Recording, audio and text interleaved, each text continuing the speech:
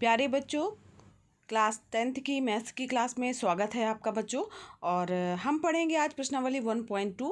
इसके पहले की वीडियो क्लास में बच्चों हम लोगों ने प्रश्नावली 1.1 के सारे प्रश्नों को हल कर लिया है। यूक्लिड विभाजन प्रमेय क्या है उसके बारे में अच्छे से जान लिया है। और प्रश्नावली 1.2 के प्रश्नों को स्टार्ट करेंगे हम आज। तो अगर आपने इसके पहले की वीडियो क्लास नहीं देखी है तो प्लेलिस्ट में डली हुई है बच्चों, जाइए देखिए और प्रश्नों को हल करिए। उसके बाद फिर इस वीडियो को देख करके नेक्स्ट इस प्रश्नावली को हल कीजिएगा। तो चलिए बिना किसी देरी के बढ़ते हैं प्रश्नावली 1.2 की ओर।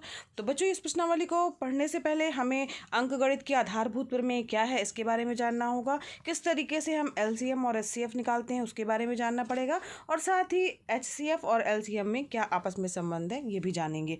फिर इसके बाद अपने इन प्रश्नों को हल करेंगे। तो चलिए बढ़ते हैं अंकगणित की आधारभूत प्रमेय की ओर। बच्चों, हम ये कह सकते हैं कि प्रत्येक भाज्य संख्या को अभाज्य संख्याओं की घातों के गुणनफल के रूप में लिखा जा सकता है। ठीक है, और वास्तव में यह कथन सत्य है तथा पूर्णांकों के अध्ययन से यह मूल रूप से एक महत्वपूर्ण स्थान भी रखता है। यही हमारी वो अंकगणित की आधारभूत प्रमेय या फंडामेंटल थ्योरम ऑफ अर्थमेटिक कहलाती है। तो यहाँ पर देखिए ये प्रमेय क्या कहती है। इसके अनुसार बच्चों, प्रत्येक भाज्य संख्या को अभाज्य संख्याओं के गुणनफल के रूप में हम व्यक्त कर सकते हैं। ठीक है, यानी व्यक्त कर सकते हैं तथा यह गुणनखंड अभाज्य गुणनखंडों के आने वाले क्रम के बिना अद्वितीय होता है। आगे जब हम इस चैप्टर को स्टार्ट करेंगे तो हम इसको अच्छे से समझेंगे। यहाँ पर बच्चों, पहले की कक्षाओं में हम पढ़ चुके हैं कि कोई भी दो धनात्मक पूर्णांकों के एचसीएफ और एलसीएम अंकगणित की आधारभूत प्रमेय का प्रयोग करके किस प्रकार से ज्ञात कर सकते हैं। और इस विधि को अभाज्य गुणनखंड विधि, प्राइम फैक्टराइजेशन मेथड भी कहा जाता है। अगर मान लीजिए अगर हम एक एग्जाम्पल लेके चल रहे हैं तो एग्जाम्पल नंबर 6 आपके सामने दिख रहा है। तो यहाँ पर 6 और 20 दो संख्याएं दी हुई हैं। इनको हमें इनका एचसीएफ और एलसीएम हम ज्ञात कर सकते हैं। तो यहाँ पर एक निष्कर्ष निकल के आएगा। यहाँ पर जैसे कि यहाँ पर देखिए, जिस तरीके से हम 2 को अगर मान लीजिए गुणनखंड के रूप में लिखना है तो उसको 2 गुणे 1 हम लिखेंगे। अगर 4 को अगर हम मान लीजिए गुणनखंड के रूप में लिखना है तो यहाँ पर 2 गुणे 2 लिख सकते हैं।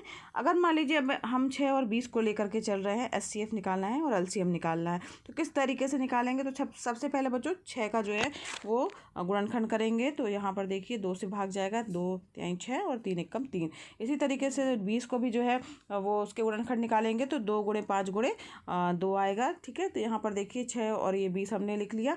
अब इसमें देखेंगे कॉमन क्या चीज़ है। तो यहाँ पर देखिए 2 दोनों में कॉमन आ रहा है, 6 और 20 दोनों के गुणनखंड में। तो इसका एचसीएफ हाईएस्ट कॉमन फैक्टर जो वो आपका 2 हो जाएगा।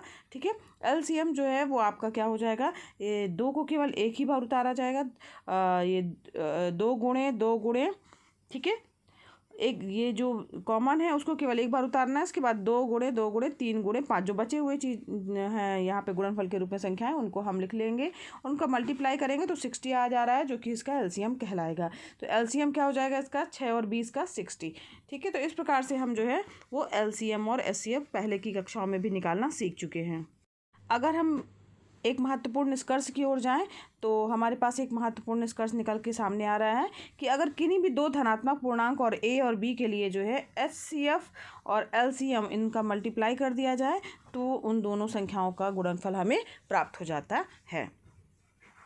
अब बढ़ते हैं अपनी प्रश्नावली 1.2 की ओर। तो यहाँ पर प्रश्नावली 1.2 इसका पहला प्रश्न जो दिया गया है, निम्नलिखित संख्याओं को तो यहाँ पर देखिए संख्याओं को अभाज्य गुणनखंड के रूप में लिखना है। पहला प्रश्न जो दिया गया है वह है हमारा 140। ठीक है, तो वह 140 को हम किस तरीके से लिख सकते हैं। फिर इसके बाद और भी संख्याएं दी हुई हैं, तो चलिए आइए देखते हैं कैसे हल करेंगे इसको। तो यहाँ पर देखिए सबसे पहले हम क्या करेंगे, 140 के गुणनखंड करेंगे। तो यहाँ पर सबसे पहले छोटी से छोटी संख्या से भाग करना है, आपको इस चीज़ का ध्यान देना है। इसके बाद ही आगे बढ़ती हुई संख्या क्रम में बढ़ना है बच्चों। तो यहाँ पर देखिए सबसे पहले 2 से जाएगा, फिर इसके बाद फिर 2 से जाएगा, 5 से जाएगा और 7 से जाएगा। तो इनके गुणनखंड क्या जाएंगे, 2 गुणे 2 गुणे 5 गुणे 7। ठीक है, तो यहाँ पर देखिए 2 की घातें कितनी आ रही है, 2 आ रही है। तो 140 को हम किस तरीके से लिख सकते हैं, 2 की पावर 2, 5 की पावर 1 और 7 की पावर 1। तो यहाँ पर इस प्रकार से हम इनको गुणनखंड के रूप में लिख सकते हैं। ये इसका आंसर हो जाएगा। इसी तरीके से देखिए नेक्स्ट क्वेश्चन दिया हुआ है, इसका चौथा प्रश्न भी सॉल्व किया गया है। 5005 को किस तरीके से हम लिख सकते हैं। तो यहाँ पर इस चीज़ का ध्यान दीजिएगा, छोटी से छोटी संख्या लेनी है आपको भाग करते समय। तो यहाँ पर जो है लास्ट में 5 है संख्या के, तो इसलिए 5 से पहले भाग जाएगा। फिर इसके बाद हमने 7 से भाग दिया है, फिर 11 से, और फिर इसके बाद में 13 से भाग दिया गया है। तो इसका गुणनखंड क्या हो जाएगा, 5 गुणे 7 गुणे 11 गुणे 13। अगर हम इसको पावर के रूप में लिखेंगे तो 5 की पावर 1 इंटू 7 की पावर 1 इंटू 11 की पावर 1 और इंटू 13 की पावर 1। तो ये इसका आंसर हो जाएगा। बढ़ते हैं नेक्स्ट प्रश्न की ओर बच्चों। यहाँ पर दूसरा प्रश्न जो दिया गया है वो है आपका पूर्णांकों के निम्नलिखित गुणनफलों के एचसीएफ और एलसीएम ज्ञात करना है। ठीक है, यहाँ पर एलसीएम और एचसीएफ दोनों आपको ज्ञात करना है और जांच करना है कि दोनों संख्याओं का गुणनफल जो है वो एचसीएफ और एलसीएम जो है प्राप्त हुआ है उनके गुणनफल के बराबर आ रहा है कि नहीं। तो यहाँ पर हम सबसे पहले 26 और 91 इस संख्या को लेकर के चल रहे हैं। देखते हैं इस प्रश्न को कैसे आपको हल करना है। तो यहाँ पर देखिए सबसे पहले हम इनका एलसीएम लेंगे। तो 26 का लिया हमने, 2 से जाएगा भाग, 13 दूनी 26 और 13 एकम 13। ठीक है, फिर उसके बाद 91 दिया गया है तो ये 7 से जाएगा, 7 एकम 7 हो जाएगा, 7 के 21 हो जाएगा। फिर उसके बाद में 13 एकम 13 हो जाएगा। तो यहाँ पर इनको गुणनफल के रूप में लिखेंगे तो 2 गुणे 13 हो जाएगा, और 91 को लिखेंगे तो 7 गुणे 13 हो जाएगा। 13 जो है दोनों में कॉमन है, तो ये देखिए कॉमन आ गया। एलसीएम जो है इनका क्या आ जाएगा, जो एचसीएफ जो आएगा केवल जो कॉमन है, तो ये हाईएस्ट कॉमन फैक्टर 13 आ गया, और एलसीएम जो आएगा 13 जो कॉमन है उसको एक बार लिखा जाएगा। इसके बाद बचे हुए जो गुणनफल के रूप में है संख्या है उनको लिखा जाएगा। तो 13 को हमने एक बार लिख दिया, इसके बाद 2 बचा है और 7 बचा हुआ, तो 2 गुणे 7। ठीक है, तो इस प्रकार से हमारा एलसीएम और एचसीएफ आ गया। इनका मल्टीप्लाई करेंगे तो यहाँ पर देखिए एचसीएफ इंटू एलसीएम का मल्टीप्लाई करना है और संख्याओं का गुणनफल के बराबर होना चाहिए। तो संख्याएं हमारी 26 गुणे 91 हैं। ठीक है, तो इन दोनों का मल्टीप्लाई करेंगे, 26 और 91 का मल्टीप्लाई करेंगे, और 13 गुणे 2 गुणे 7 गुणे 13। ठीक है, तो इसको मल्टीप्लाई करना है हमें बच्चों। तो यहाँ पर देखिए हमने इसको मल्टीप्लाई किया हुआ है। तो यहाँ पर मल्टीप्लाई करने के बाद दोनों तरफ का जो गुणनफल है वो 2366 जो है वो आया है। तो बराबर आ रहा है, इसका मतलब है कि यहाँ पर प्रूफ हो जा रहा है, इसकी जाँच हो जा रही है कि दोनों संख्याओं का गुणनफल जो है एचसीएफ और एलसीएम के गुणनफल के बराबर होता है। इसी तरीके से इसका तीसरा प्रश्न जो दिया गया है वो है आपका 336 और 54। तो यहाँ पर इन दोनों को जो है हल करना है यहाँ पर। तो यहाँ पर 336 और 54 का जो है आपको गुणनफल निकाल लेना है। ये इस तरीके से गुणा के रूप में लिखना है। जो कॉमन फैक्टर है वो देखना है दोनों में कॉमन क्या है। तो यहाँ पर 2 दोनों में कॉमन आ रहा है और 3 दोनों में कॉमन आ रहा है। तो हाईएस्ट कॉमन फैक्टर क्या हो जाएगा आपका, 2 गुणे 3 यानी 6 हो जाएगा। एलसीएम की बात करें अगर हम, तो एलसीएम निकालना है तो 2 को एक बार लिखेंगे, 3 को एक बार लिख लेंगे, फिर बचे हुए जो गुणनफल के रूप में संख्याएं दी हुई हैं उनको हम उतार लेंगे। तो यहाँ पर इसका एलसीएम आ गया 3024। एचसीएफ और एलसीएम का मल्टीप्लाई करना है और संख्याओं का आपस में गुणा करना है। तो संख्याएं हमारी 336 54 थी। समझ में आ रहा ना बच्चों, बहुत आसान है ये, आप पहले भी कर चुके हैं, छोटी कक्षाओं में आपने इसको पढ़ा है, तो इसको आप आसानी से कर सकते हैं। यहाँ पर जो है केवल आपको एलसीएम निकालना है और एचसीएफ निकालना है। ठीक है, तो गुणनखंड के रूप में जो है आप करेंगे इसको। यहाँ पर देखिए मल्टीप्लाई किया हम लोगों ने, तो यहाँ पर 18144 आया, और संख्याओं का गुणनफल करेंगे तो वो भी 18144 आएगा। इससे क्या निष्कर्ष निकल के आ रहा है कि एचसीएफ गुणे एलसीएम बराबर है संख्याओं के गुणनफल के रूप में, जो कि यही हमें प्रूफ करना था या यही इसकी जाँच करनी थी। ठीक है, तो इस तरीके से आपका दूसरा प्रश्न कंप्लीट हो गया। आगे बढ़ते हैं नेक्स्ट प्रश्न, तीसरे प्रश्न की ओर। तीसरा प्रश्न है बच्चों आपका, अभाज्य गुणनखंड विधि के द्वारा निम्नलिखित पूर्णांकों के एचसीएफ और एलसीएम ज्ञात कीजिए। तो यहाँ पर देखिए पहला प्रश्न जो दिया गया है 12, 15 और 21। तो यहाँ पर अभाज्य गुणनखंड मेथड से आपको गुणनखंड निकालना है। इसके बाद जो है उनके एचसीएफ और एलसीएम ज्ञात करना है। तो पहला प्रश्न हम लेकर के चल रहे हैं 12, 15 और 21 का। तो यहाँ देखिए 12, 15 और 21 का हम किस तरीके से निकालेंगे। सबसे पहले 12, 15 और 21 का जो है वो अभाज्य गुणनखंड निकालेंगे। ठीक है, तो यहाँ पर 12 में 2 से भाग जाएगा, फिर 2 छक्का 12, फिर 2 से भाग जाएगा, 2 तिहाई 6, फिर 3 एकम 3। ठीक है, तो यहाँ ये वाला हो गया। इसी तरीके से 15 में 3 से पहले भाग जाएगा, 3 पचे 15, 5 एकम 5, ये हो गया। 21 3 से जाएगा, 3 सत्ते 21, 7 एकम 7, यानी मल्टीप्लाई के रूप में लिखेंगे। तो 12 को हम लिख सकते हैं 2 गुणे 2 गुणे 3, 15 को लिख सकते हैं 3 गुणे 5, और 21 को लिख सकते हैं 7 गुणे 3। ठीक है, अब देखेंगे अब इसमें कि तीनों में कॉमन क्या है। तो कॉमन इसमें जो है वो 3 आ रहा है, तीन जो है सब में कॉमन दिख रहा है। तो हाईएस्ट कॉमन फैक्टर क्या हो जाएगा आपका, 3 आ जाएगा। समझ में आ रहा है बच्चों, बहुत आसान है, आप इसको बहुत ही आसानी से कर सकते हैं। जो तीनों में कॉमन दिख रहा है वो उसका HCF कहलाएगा, कॉमन फैक्टर कहलाएगा, हाईएस्ट कॉमन फैक्टर। अब यहाँ पर निकालना है आपको LCM। तो LCM के लिए जो तीनों में कॉमन आया उसको एक बार लिखेंगे। इसके बाद जो बचे हुए संख्याएं हैं गुणन के रूप में उनको जो है आप लिख देंगे। तो 2 पहले वाले में क्या बचा हुआ, 2 गुणे 2, दूसरे वाले में 5 बचा हुआ, तीसरे वाले में 7। तो 2 गुणे 2 गुणे 5 गुणे 7 और हमने लिख दिया, और 3 जो कॉमन था वो लिख दिया। तो LCM जब इसका मल्टीप्लाई करेंगे तो 420 आपका क्या आ जाएगा, LCM आ गया। अब यहाँ पर देखिए यही दोनों चीज़ें आपको ज्ञात करनी थी, HCF और LCM ज्ञात करना था अभाज्य गुणनखंड विधि के द्वारा। तो यहाँ पर इसका HCF जो है वो 3 आ जाएगा और LCM जो है आपका 420 होगा। तो इस तरीके से आसानी से आप इन प्रश्नों को हल कर सकते हैं। इसी तरीके से इसके प्रश्न हैं। अब बढ़ते हैं अपने चौथे प्रश्न की ओर बच्चों। तो चौथा प्रश्न है आपका HCF ज्ञात करना। HCF दिया हुआ है, यहाँ देखिए HCF ऑफ 306 और 657 इक्वल टू 9, यानी HCF इनका दोनों संख्याओं का दिया गया है 9, और LCM जो है हमें ज्ञात करना है, इन दोनों संख्याओं का ज्ञात करना है। तो आइए देखते हैं इस प्रश्न को कैसे हल करेंगे।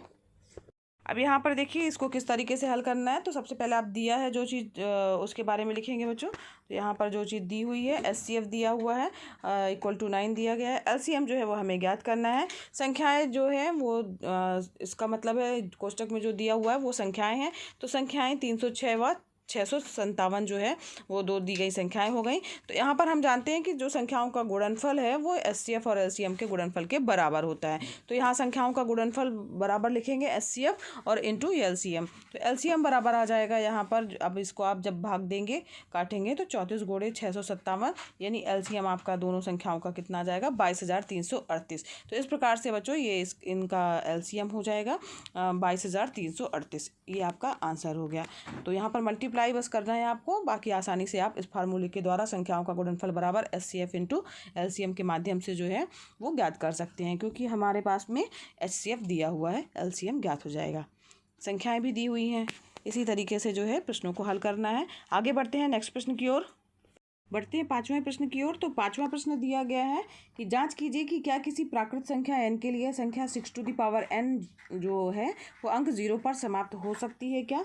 तो इसकी जांच करने के लिए हम देखेंगे इसको किस तरीके से हल कर सकते हैं।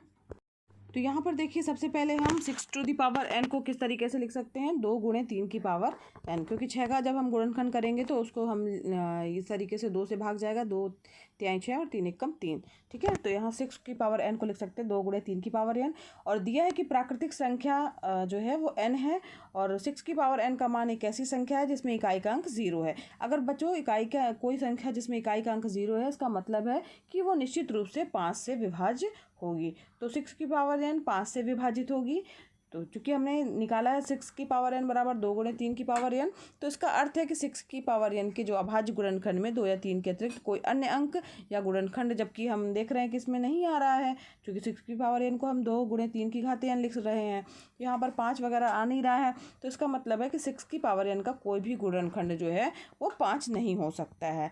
अगर 5 नहीं इसका गुणनखंड हो सकता है तो इसका मतलब है कि 6 की पावर n जो है वो अंक 0 पर समाप्त नहीं हो सकती है। तो इस प्रकार से हमारा ये कथन जो है जांच करना था हमें कि क्या ये प्राकृतिक संख्या n के लिए संख्या 6 की पावर n अंक 0 पर समाप्त हो सकती है। तो आप लिखेंगे 6 की पावर n अंक 0 पर समाप्त नहीं हो सकती है। आगे बढ़ते हैं नेक्स्ट और लास्ट प्रश्न की ओर बच्चों।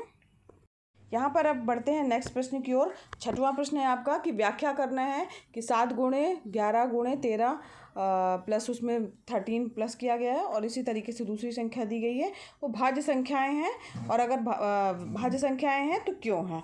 आइए देखते हैं इस प्रश्न को कैसे हल करेंगे बच्चों। सबसे पहले हम इन संख्याओं को पहले निकालेंगे कि संख्याएं हैं क्या संख्याएं आ रही हैं।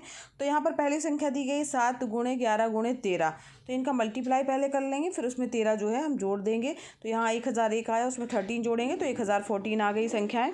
अब यहाँ पर 1014 जो है उसका हम गुणनखंड निकालेंगे। 1014 का जब हम गुणनखंड इसमें निकालेंगे तो उसको हम लिख सकते हैं 2 गुणे 3 गुणे 13 गुणे 13। तो यहाँ पर इसको यहाँ गुणनखंड के रूप में अगर हम लिखेंगे तो इस तरीके से लिख सकते हैं। तो इसको चूँकि संख्या 1014 जो है वो उसको हम अभाज्य गुणनखंड के रूप में लिख सकते हैं, इसलिए इसका क्या निष्कर्ष निकल रहा है कि यह एक भाज्य संख्या है। ठीक है, इसी तरीके से हम दूसरी संख्या को भी चेक कर लेंगे। उसको भी हम पहले मल्टीप्लाई जो दिया गया है उसको हम देखेंगे। मल्टीप्लाई करने के बाद जो है वो 5040 आ रहा है, उसमें 5 प्लस किया गया है, तो लास्ट में हम इसके बाद फिर उसको प्लस कर देंगे तो 5045 हमारी संख्या हो गई। अब हम इसके गुणनखंड निकालेंगे। यहाँ पर गुणनखंड के रूप में करने पर जो है इसके ये संख्या 5 से विभाजित हो जाएगी। यहाँ पर आ जाएगा 1009 और 5 गुणे 1009 जो है इसके गुणनखंड हो जाएंगे। यहाँ पर इसके 5045 को हम इस प्रकार से लिख सकते हैं दो संख्याओं के रूप में। अब यहाँ पर देखिए हम इस प्रकार से इसको हम 5045 को गुणनखंड के रूप में 5 गुणे 1009 लिख सकते हैं। तो जो कि गुणनखंड के रूप में लिखा जा सकता है, इसका मतलब क्या निष्कर्ष निकल के आ रहा है, संख्या 5045 को अभाज्य गुणनखंड के रूप में व्यक्त कर सकते हैं, अतः यह एक क्या हो गई, भाज्य संख्या हो गई। तो इस प्रकार से अगर हम उसे गुणनखंड के रूप में लिख सकते हैं, व्यक्त कर सकते हैं, तो वो संख्या क्या कहलाएगी, एक भाज्य संख्या कहलाएगी। ठीक है, तो इस प्रकार से आप इस प्रश्न को हल कर लीजिएगा। आगे बढ़ते हैं, लास्ट प्रश्न है हमारा इस प्रश्नावली का। यहाँ पर देखिए 7वां प्रश्न जो दिया गया है वो है, किसी खेल के मैदान के चारों ओर एक वृत्ताकार पथ है। इस मैदान का एक चक्कर लगाने में सोनिया को 18 मिनट लगते हैं, जबकि इसी मैदान का एक चक्कर लगाने में रवि को 12 मिनट लगते हैं। तो मान लीजिए वे दोनों एक ही स्थान और एक ही समय पर चलना आरंभ करके एक ही दिशा में चलते हैं, तो कितने समय बाद वे पुनः जो है वो प्रारंभिक स्थान पर मिलेंगे। तो यहाँ पर हमें ये ज्ञात करना है। तो इसके लिए हम किस तरीके से इस प्रश्न को हल करेंगे, आइए देखते हैं। तो यहाँ पर सबसे पहले आप लिखिएगा कि जो दिया हुआ है कि सोनिया तथा रवि द्वारा एक चक्कर लगाने में समय जो है वो सोनिया को 18 मिनट लग रहे हैं, रवि को 12 मिनट लग रहे हैं। अतः दोनों के उसी स्थान पर मिलने का समय जहाँ पर वो चले थे, इन दोनों का क्या हो जाएगा, एलसीएम हो जाएगा। तो सबसे पहले इन दोनों का एलसीएम ज्ञात करेंगे। तो 18 का एलसीएम यहाँ से 2 से भाग देंगे, तो 2 का भाग जब 18 में जाएगा तो 9 आएगा। फिर 3 से भाग जाएगा, 3 त्रिकाई 9, 3 एकम 3। फिर 12 का भी जो है वो अभाज्य गुणनखंड ज्ञात कर लेंगे, तो 2 गुणे 3 प्राप्त हो जाएगा। अब यहाँ पर हम कॉमन फैक्टर देखेंगे कि इन दोनों का कॉमन फैक्टर क्या है। यहाँ पर 2 कॉमन फैक्टर आ रहा है और 3 कॉमन फैक्टर है, इन दोनों को हम एक बार लिख लेंगे, 2 गुणे 3। इसके बाद बची हुई संख्या 3 और 2 बची हुई है, इसको हमने बाद में लिख लिया है। तो इस प्रकार से हम उसका एलसीएम ज्ञात कर लेंगे, और एलसीएम जो है वो हमारा मल्टीप्लाई करने पर 36 मिनट आया, यानी कि दोनों जो हैं वो 36 मिनट बाद जो है वो पुनः उसी स्थान पर मिलेंगे जहाँ से वे चले थे। तो इस प्रकार से बच्चों था ना ये आसान प्रश्न। तो बहुत ही आसानी से आप अभाज्य गुणनखंड ज्ञात करके जो है उनका एलसीएम और एचसीएफ निकालना सीख सकते हैं। और इस प्रश्नावली में इसके सारे प्रश्न जो हैं इसी मेथड पर आधारित हैं, जिसको हम लोगों ने सारे प्रश्नों को लगभग हम लोगों ने कर लिया है। तो यहाँ पर ये प्रश्नावली आपकी समाप्त हुई, प्रश्नावली 1.2। अगर बच्चों ये आपके लिए वीडियो हेल्पफुल लगा हो, पढ़ाना पसंद आ रहा हो, तो वीडियो को जरूर लाइक कीजिएगा। चैनल पर नए हैं तो चैनल को सब्सक्राइब कीजिए, साथ ही बेल आइकन भी प्रेस कीजिएगा बच्चों, ताकि आपको नए वीडियो का नोटिफिकेशन सबसे पहले मिले। और मिलते हैं नेक्स्ट वीडियो क्लास में, जिसमें हम आगे के प्रश्नों को हल करेंगे। धन्यवाद बच्चों।